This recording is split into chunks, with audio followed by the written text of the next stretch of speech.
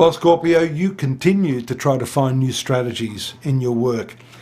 You've spent this last few months trying to make heads or tails of the circumstance you're in and whether to come or go. Mercury's been retrograde in your 6th house of workplace activities. So what that means is that some of the plans you had, some of the ideas you had, and some that you may have already put in place maybe didn't work to plan. But the good news is that on the 4th, Mercury moves direct. It will transit over shortly the planet Uranus in this area. So there's something unexpected, something you haven't planned on yet again, about to take place in that area. So I would say give it till about the 10th or the 11th, when the full moon takes place in your sun sign, to see these two coincidental transits giving you the move forward. But there is some good news. The position of Venus moving into your 6th house just as this month has commenced, and it is May 2017. I hope I mentioned that. I'm Dadhichi from astrology.com.au for those of you that are new, with your brief monthly synopsis here. Venus moving in your 6th house is an excellent omen for bringing peace and just generally smoothing over the workplace conditions, relationships with co-workers, health as well should start to feel better. Venus is one of the opportune planets. It's a beneficial planet. We see Venus in the 6th house now. We see Moon in the 9th house as the month commences. And notwithstanding the fact that you've got that placement of Saturn in your 2nd house restricting your income, also retrograde, so that's going to take a while to move back out. It's nice to see that at least one of these planets, because Jupiter's also retrograde right now, it's nice to see that these planetary positions are going to move forward and give you some opportunity. Mercury then moves into the 7th house of partnerships and relationships. Now that is occurring on the 16th of the month, straight after the full moon, which takes place in your sun sign. This is the planet of luck for you. The moon is one of the better planets for you. And as the month commences, it is in its own sign of Cancer, bringing with it some really good vibrations at that time on the 11th. So relationships, particularly now with the sun transiting there, are focused. They're going to be particularly focused even up into the middle of the month when Mercury moves there, and communications are going to be all important. Business decisions, because the 7th house has to do with business partnerships, not just personal partnerships, will be strongly focused at that time. The other important conjunction of 3 planets, we're going to see the new moon on the 26th. We're going to see the Sun and Mars, which is now transiting your 8th house, all accentuating this area of your horoscope. Now, as some of you know, I'm born under the sign of Scorpio. Mars in the 8th house in the sign of Gemini rules the shoulders. Would you believe I've got a really sore shoulder? I can't get rid of this pain. And that is a perfect example of how the planets work, moving through not just the houses of the zodiac, but the signs of the zodiac as well.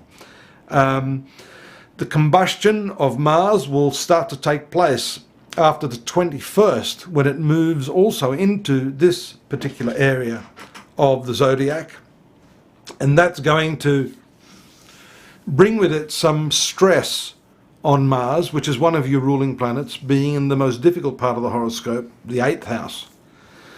We see the new moon hopefully bringing with it a little bit of positive energy to this combination. In any case, the 8th house has a lot to do with partnerships, not just the 7th house, which is astrologically and traditionally regarded as the house and sign of partnerships. The 8th house has to do with the money that partners bring to it, the resources. This also has to do with not just material resources. If you're in a personal relationship, this 8th house has to do with the emotional, mental, spiritual resources to a large extent that are brought to the table by the partner. So when we see 3 planets transiting this area of the zodiac, we have to say that there's a focus on the resources, the shared resources. For example, sex is ruled by the 8th house. So this sexual and intimate energy that is exchanged is in a way a shared resource. It's not a tangible material resource, but I think you get my drift there. Having Sun and Mars there, it's going to accentuate that. It's going to bring a bit more life and vitality back into your sexual and intimate affairs. But it is also saying with the new moon there after the 26th that there could well be some new angles that you take, a new perception, a new philosophy, a new ideal. You know, it's okay to change your opinions from time to time. Life will shape you in the way that you have to change your opinion. You have to change course sometimes. And I think this is a very, very important transit. It's one of the most important transits for quite a while for you, because it's going to dredge up a lot of that old stuff. The way you've been relating to your partnerships may need a reboot, if I could put it that way. And that is what usually happens when a new moon takes place.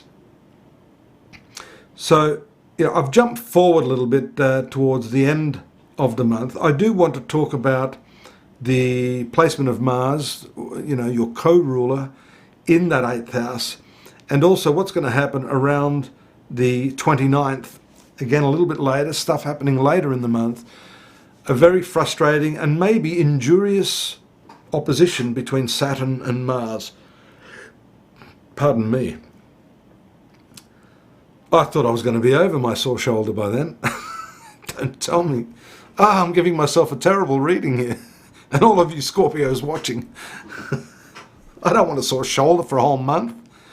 No, but actually in the area of fun. It may not be injurious just physically, but, the injury can take place specifically to those houses that are regulating different parts of our lives. In this case, 2nd house, your income, 8th house is shared resources. So there could be some, especially when we talk about the business angle of your life, that business sphere, some frustration, some disputes, and maybe care should be taken in that area just at the very last part of the month. Strong communications can take place leading up to the 31st, with Mercury, the communications planet, moving into a favourable aspect to Pluto, your main ruler, in the 3rd house of communications and contracts. So that's a nice note to finish on this month.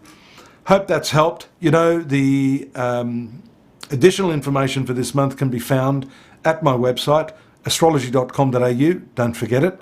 And there we have not just your monthly readings, but daily readings, and also the big picture 2017, which I have personally written for you. If you'd like to see that, that's there, completely free.